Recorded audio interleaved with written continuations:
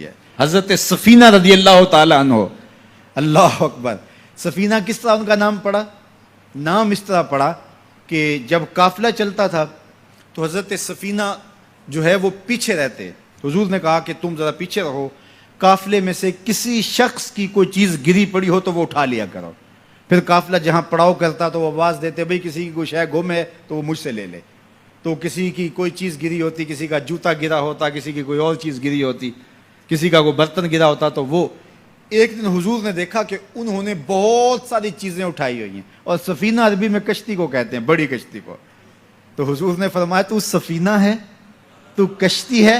اللہ اکبر, نام ہی سفینہ پڑ گیا. ایک قافلے میں بچھڑ گئے, پیچھے رہتے تھے, بچھڑ گئے, قافلہ نکل گیا. اب جنگل ہے اور کوئی رستہ سجھائی نہیں دے رہا. خیر کیا دیکھا کہ ایک شیر ہے, انسانی بو سونگھ کے حملہ آور ہونے کے لیے آگے بڑھا. تو شیر جب قریب آیا نا اور حملہ کرنے لگا تو حضرت سفینہ نے شیر کو کیا کہا, سن لو ذرا. شیر کو مخاطب ہو کے اس کی آنکھوں میں آنکھیں ڈال کے کہا, یا ابل حارث انا مولا رسول اللہ صلی اللہ علیہ وسلم. اے جنگل کے بادشاہ سن, میں رسول اللہ کا غلام ہوں.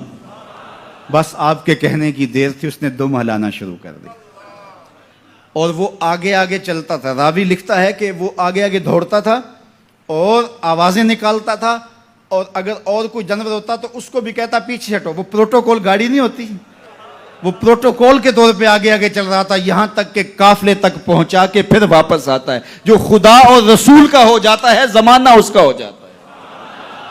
تو کہا کہ تم کس کی تلاش میں لگے ہو, آؤ ذرا ان کے ہو کے تو دیکھو.